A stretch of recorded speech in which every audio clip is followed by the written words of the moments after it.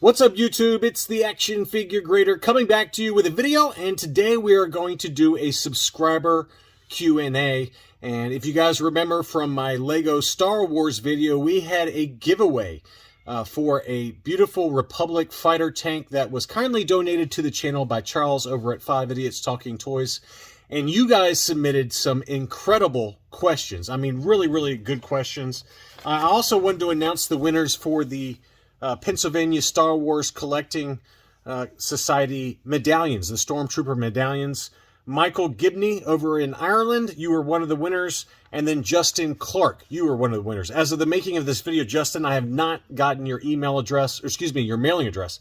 So make sure to email me at actionfiguregrader@gmail.com so I can get that coin off to you. Congratulations to both of you, Michael Gibney and Justin Clark. Now, if you remember, I asked for the best possible question, and I get to be the judge as to who had the best question. And there were some really good questions. And I found it a little hard to pick a winner, but I found myself coming back to one question, and I really thought about this a lot in terms of who was going to win. And this one question made me really look back on my collecting, and I finally said, hey, I've got to give it to him, because I've spent a lot of time looking back over my collecting history, my YouTube history, the toy community, things like that, all the friends I've made. And so I did pick a winner, and we'll announce that winner at the end of the video. But there were some great questions, so I appreciate everyone who submitted questions, and there were more. I just picked a random sampling here to go through. So without further ado, our Whetstone says, which one Star Wars action figure do you want a life-size version of in your house? The answer is none, because I don't have the space for it, and my wife would probably murder me if I got a life-size toy. But I did find this one online. This was, I think, on Entertainment Earth, and this was a life-size Kenner version of Darth Vader. As you guys know, I love Darth Vader. I've got a bunch of loose graded variants. I got a couple of mint-on cards, and I think it would be really cool to have a life-size, and this one is almost 7 feet tall, 6.5 feet tall, version of the original vintage Kenner Darth Vader. So it's out of stock now. It's made by Gentle Giant. It was $2,400 or $2,340 originally, but I just thought that was a really cool thing. And I've seen them on Facebook occasionally in different Facebook posts and shops and things like that. I think if I was going to pick one, it would probably be Vader, just because Vader is my favorite character from the original trilogy and really from all of Star Wars. I think that Vader permeates everything, and I feel like he's such an interesting character. He had an interesting character arc, and obviously they explored his origin and things like that in the prequel trilogy. So that would be my choice, but really the answer is none, because I just don't have the space, and that'll be a continuing theme as we go through some of these videos. I'm going to paraphrase Monster Zach. He says, how has collecting Star Wars figures impacted your life, and what's the most significant ways in which your collection has evolved or changed over time? And he had some other questions in here that we'll get to in a second. But, really, I think that, for those of you who are longtime watchers of the channel, I really started this YouTube channel and kind of documenting the stuff I collect, started talking about market updates, things like that, because I got sober back in 2016 and I needed something to fill the time. So to a certain extent, I've kind of transferred the addiction kind of qualities that are in my personality. I'm a hyperactive rodent as it is. And so the toy community and YouTube and collecting has kind of allowed me to be more productive with my life outside of my real work and family and things like that. So, to me, that's the big thing. And how has my collection evolved? I've become less obsessed with having everything over the last couple of years. I've divested a lot of items. I've downsized my collection a lot. I've sold a lot of stuff. And I tend to only buy maybe one thing a month or two things a month, if that sometimes. I haven't bought an action figure since April. So that's pushing almost 3 months now. I bought a Tri-Logo Boosh, and that's really the last action figure I bought. So I don't expect that to change either, because I just feel like in general, I've got enough stuff. How much stuff do I really need? So now when I do get something, it's usually pretty big, usually pretty expensive. And I like the idea of just buying one thing a month or every 2 months or something like that. And I get to live my collecting through you guys. I get to show you stuff that's for sale in my what to buy videos. We get to track prices for you guys out there who are actively toy hunting and buying a lot of stuff. But for me, I'm 46 years old. How much stuff do I need? As you can see behind me, I've got plenty. I mean, I've got a great collection, and I'm more than happy with it. Does that mean I'll stop buying stuff? No. I'm sure I'll buy some more stuff eventually, but at least for the time being, I'm really enjoying, buying one or two things every couple of months and calling it a day. How important is the preservation of these collectibles as historical pieces, and what steps do you take to ensure they are properly cared for and archived? I think that's basically the whole premise of my channel, is that I have a lot of graded stuff. They're preserved in acrylic carbonate. They're documented. The score kind of denotes how good at least one other person thinks in terms of condition. I'm authenticating bootlegs or mint on cards, things like that. So that's really the whole point of my channel, right? Is just to kind of do that, and it's fun, and it's fun to talk about different variants that are out there. Where do I see the future of Star Wars collecting going? That's a good question. I'm not sure.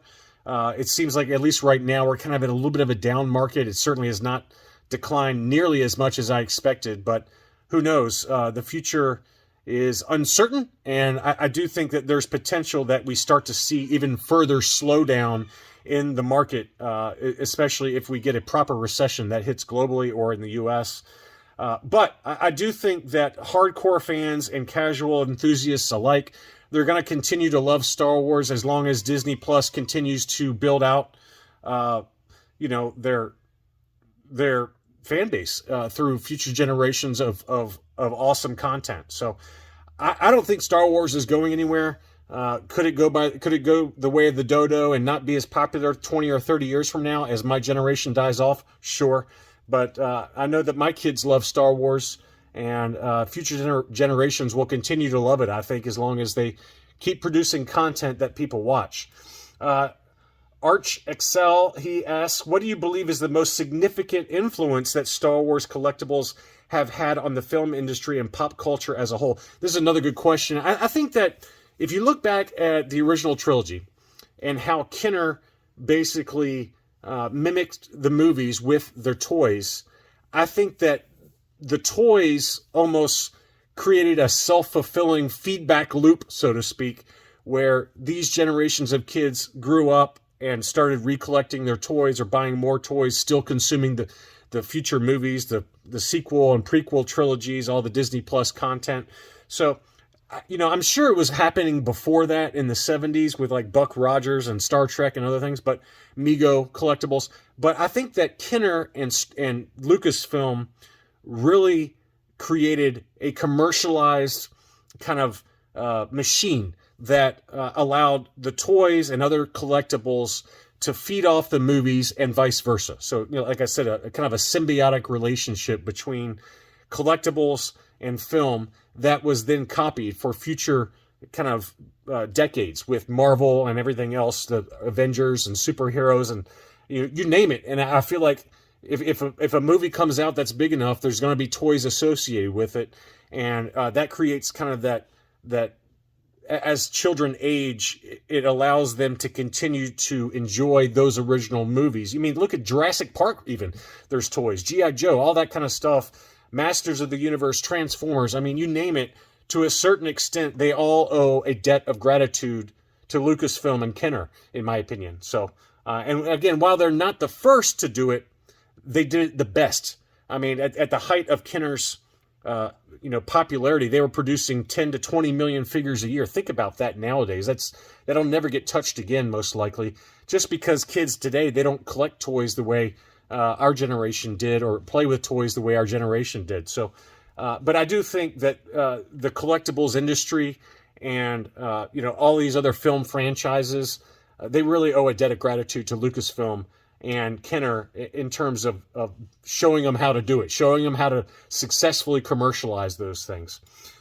Next up is Xander Baby. He says, what do you think about the Star Wars franchise that makes it such a powerful cultural force? And we kind of answered that. This question kind of goes along with that. And why do I feel such a personal connection to this universe as a collector? do I see my own collecting practices as reflecting or contributing to the broader Star Wars fandom? And what do you think is gained or lost through the intense commercialization? So I think we touched on a lot of those already, but this is another kind of related question. And I don't know how much I really contribute to the broader Star Wars fandom. I got a pretty small channel, and I just do what I like to do. It's just fun to kind of talk about, and I'm glad that enough of you watch my channel and support the channel that it makes it fun to do, and I look forward to kind of producing these videos for you. But I do think that the Star Wars collecting community allowed not only me, but I think others to kind of find like-minded folks. And with the advent of internet and Facebook and everything else, it's just gotten a lot easier nowadays to meet other people like me. And being able to get together like we did back in May for ICCC at my house, and having all these other collectors that love to collect and love Star Wars as much as me, I think it's really cool. I think it is. Now, do I think that Disney runs the risk of either oversaturating the market with too much content or producing content that nobody likes? Yeah, I do. I do think that they run that risk, especially after the sequel trilogy, and a lot of the Disney Plus content is meh. You don't want to do too much and make the quality such that it's not enjoyed and it starts to turn off future generations. So there is risks moving forward, I think, for Disney and Lucasfilm. Could Disney end up selling Lucasfilm? There's been lots of rumors out there that Disney could divest itself from Star Wars. I don't think it's likely, but I think they could do it eventually down the line somewhere if they want to streamline their operations and kind of cut costs and things like that, and sell the Star Wars franchise and Lucasfilm to somebody else who's got maybe a bigger passion involved. There's been rumors of Saudi-backed investment groups who have shown interest. There's rumors about George Lucas himself rebuying back the Star Wars franchise. Who knows what happens in the future, but they just need to get back to making really, really good content like The Mandalorian, like Andor, like Rogue One. Disney has had some successes, but I do think that the Star Wars franchise as a whole, I had a video a few months back talking about, is the Star Wars brand dying? And you can make that argument if you look at certain data points and certain information. Me personally, I don't think it's dying. Us as the hardcore collectors, we don't think it's dying. But there's definitely the casual audience isn't quite there the way it used to be. So that will be interesting to see. I know you love your bootlegs. This is from Monster Bash 1978. I know you love your bootlegs. With the price of some modern unlicensed figures really on the rise, do you ever see those becoming as sought after as the official figures? And I think the answer is it's not becoming. It already is. If you look at what's going on with a lot of the Stan Solo stuff, I mean, you got a Stan Solo 000 that was listed at $1,500, best offer accepted. You had an R3 M3 that sold for $1,000 in an auction. K3PO was listed for $750. What's really interesting is that this Stan Solo Smith Lord R2D2 sold for $650 in an auction. You can buy an original vintage one for that, or close to it, ungraded. So, I think it's already there. Do I think it's crazy that people spend this kind of money on Stan Solos or whatever you want to call Lords, Smith Lords? I don't know anything about those, and I don't collect them. I'm not into these modern customs, but clearly there's a market for it, and clearly people are willing to pay big money. Just scrolling through some of these prices, the Bantha Stan Solo sold for $600.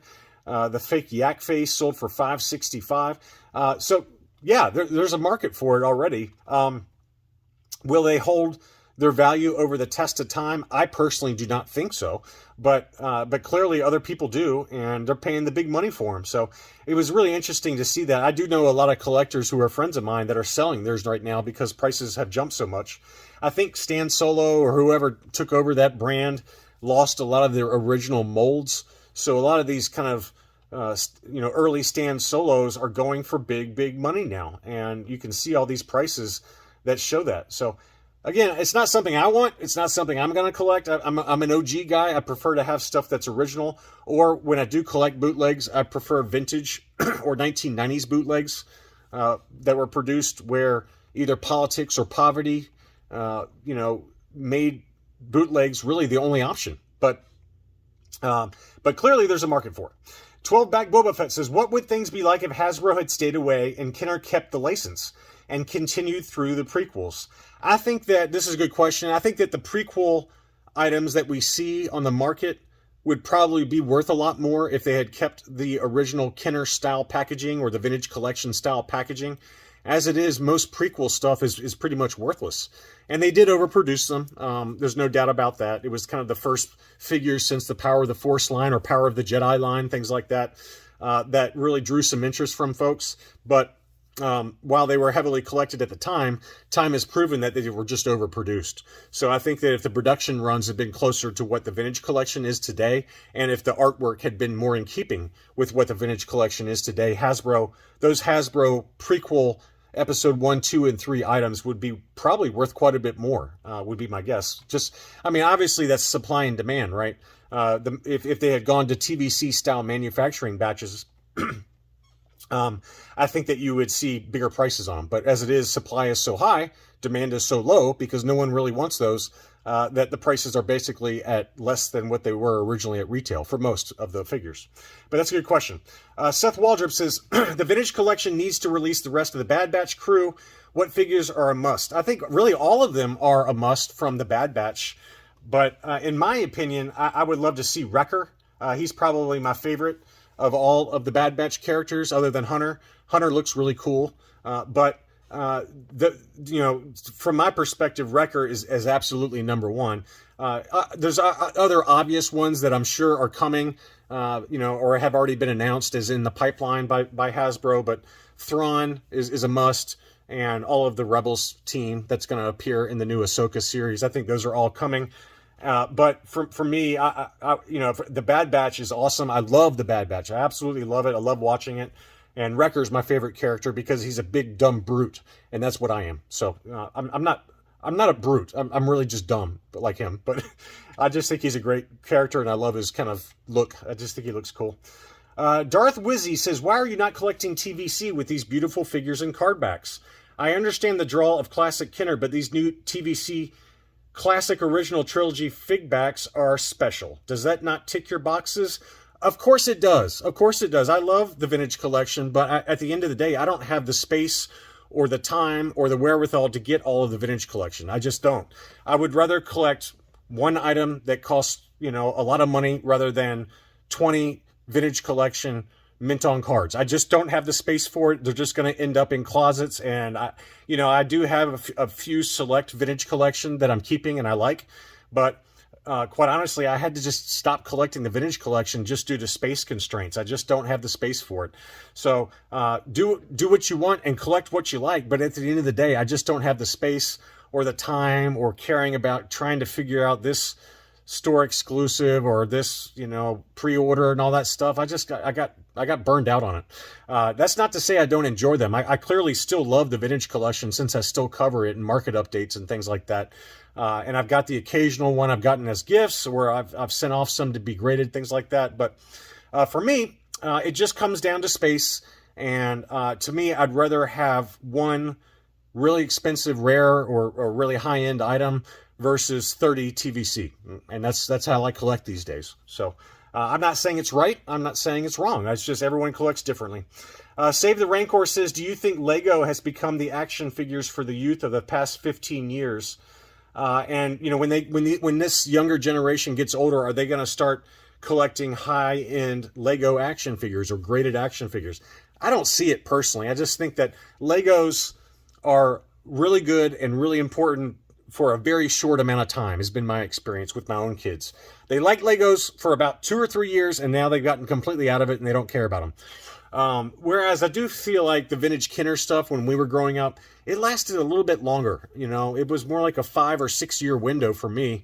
Maybe not that long. I don't know. It was, I'd say like 82 I was about 5 years old, 6 years old, until about 84, 85. So, it's 3 to 4 years of really hard collecting Star Wars, but I was still buying it even after the vintage original line was out, either, stuff that was on sale and things like that. But I personally don't see it, but clearly there is a market for graded Legos, as we saw in my market update for Lego stuff. They're very expensive items, but I don't think me personally, I don't think that Lego captures the imagination and has the same playability. And kids these days, they just don't play with toys nearly as much, and they don't collect toys nearly as much as when I was a kid and when my generation was a kid. So I think that they're more likely to collect graded video games, would be my guess. The electronics has really taken hold of this generation, this new generation. And so I could see as those kids age, you know, the graded video game market is very expensive already, but I could see a lot of those kids who end up ultra wealthy start getting into that kind of stuff. But I don't know if Lego will follow the same path, but what do I know? Jay Gracie 22, I'm new to the hobby. What would your best advice be to someone new to collecting Star Wars action figures and comics? Well, there's a lot that you can do, and you can go back and watch some of my old videos, maybe the graded collectibles playlist. But first and foremost, it's always collect what you love.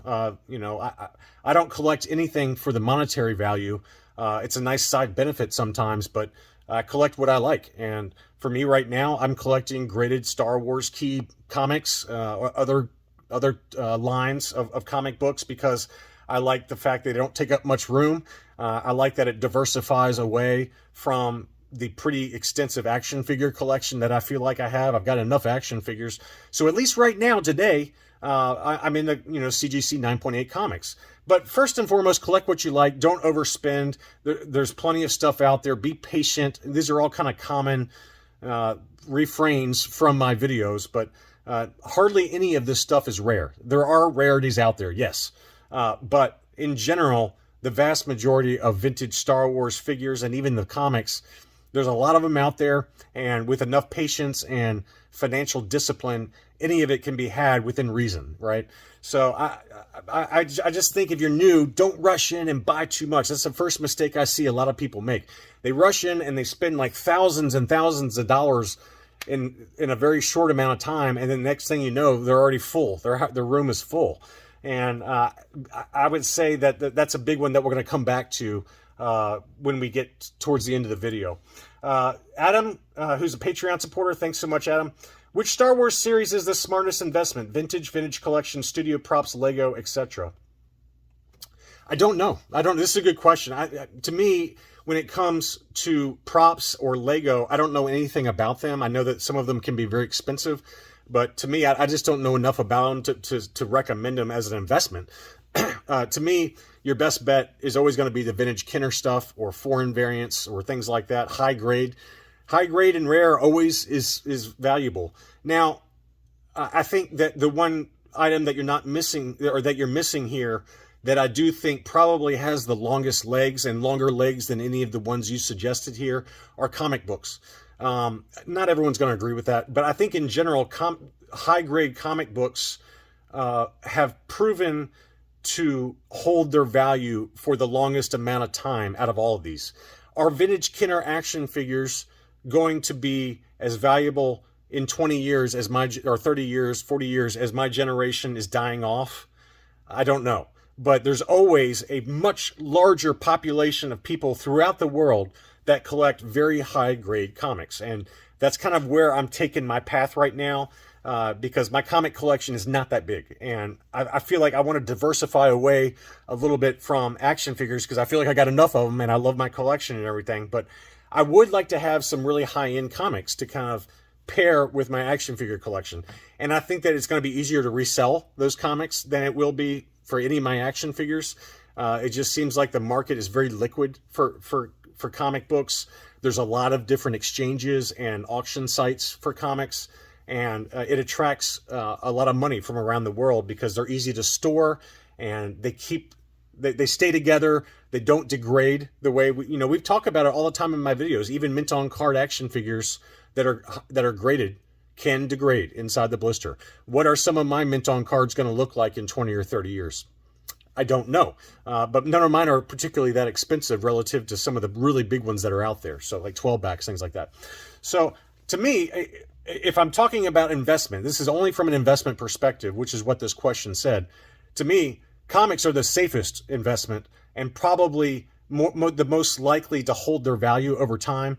That being said, from your list, I would probably pick vintage vintage Kenner items and foreign variants, things like that, in very high grade. I don't think you can go wrong with them, and I certainly have demonstrated through my collection that I'm not particularly worried about degradation, but even graded items can degrade. We've seen it before. Why do you just collect Star Wars figures and not Star Wars vehicles? This is from Punisher. Space is a big one. I've got some die-cast. I've got some mint on card vehicles like the Patrol Dewback. I've got like a loose graded custom land speeder. I've got a few vehicles, and obviously I've got a lot of vehicles hanging up here. A lot of these are my childhood toys. So it's not that I don't want to have more vehicles, but what it comes down to is space. And for me, it's just space and cost. You know, high grade Slave One is going to set you back $3,000. I'm not spending $3,000 or $4,000 or $5,000. I'm not spending that kind of money on a big acrylic box that looks at a cardboard box inside. But that's just the way I collect. Similar question: why are you partial to loose AFA graded figures and not mint on card? We've touched on those points already, but you know, space is a big one. It's not like I don't have any mint on cards. I mean, I've got almost 90 pretty high grade mint on card vintage Kenner and Tri-Logo and things like that, Meccano. So I've got in my opinion, plenty. You know, I don't need 200 mocks because I would have nowhere to put them. That being said, will I buy more mocks in the future? Sure. Yeah, I'm sure I will. But mocks are a little bit trickier because I think that you run the risk of blisters yellowing or blisters cracking or, you know, just stuff degrading over time. Loose graded figures, while that can still happen to them as well, I'm not quite as heavily invested. So to me, it comes down to price and space for me. But collect what you love, and if you got the space to hold 500 mocks like Jeff Jacob or any of these other collectors on Facebook, go for it if you want. For me, I just don't have the space for it. I've got a pretty limited garage space that I'm allowed to hold stuff in, and I've got room for maybe 5 or 8 more, you know, maybe 10 more mocks to display, and then after that, they're just going in boxes anyway. And to me, what's the point if I can't even display them at some point? So. Eric Kelly says, given the choice, would you rather have a Marvel Star Wars 1, the 35-cent variant, which is very rare, in a CGC 98, or a Mint 90, AFA 90 Darth Vader 12-back A with a double telescoping lightsaber? And they're probably about the same price, if I had to guess. I don't know what the exact price is, but let's call it about $50,000 for each one of those. An AFA 90 double telescoping Vader AFA 12-back versus a Star Wars 1, the rare 35-cent variant, in a 9.8, it's probably about the same price. I don't know what, I have no idea what a Star Wars 35-cent variant is. I didn't look it up. But a 12-back A, double telescoping, I mean, you're probably talking $50,000, I would think. To me, I'd rather have the Star Wars 1 comic, just because it's easier and safer to store. It would terrify me to have a double telescoping AFA 90 12-back, because who knows how that blister glue holds up over time. So that's the big reason why I don't buy really, really, really expensive mint on cards. I think the most I've ever spent on a mint on card, it's maybe $1,000, which is, you know, to me a lot of money, but that's a drop in the bucket relative to what some of these go for. But that's about as far as I'm going to go with my mint on card purchases. I'm just not willing to risk $2 or $3,000 for some of these 12-backs when I can buy some very safe Star Wars 1s with that kind of money and be very, very just as happy with those as I would a 12-back. So great question though. Next up. This is a good question from Tony Rica, another Patreon supporter. If you could have any Star Wars actor stay with you for a week, who and why? And it can be from the entire Star Wars universe. You know, initially I said like Mark Hamill or Harrison Ford, but at the end of the day, those guys are pretty grumpy. Don't you feel like if someone's going to stay with me for a week, number one, they wouldn't want to stay with me for a week. I'm a hyperactive rodent. I get up at 5 a.m. and go to the gym for 2 hours. And, you know, I'm a middling chef, so they probably wouldn't last a week with me. But if somebody did, I would probably pick somebody who, at least in interviews, comes across as very interesting, and we could have interesting conversations.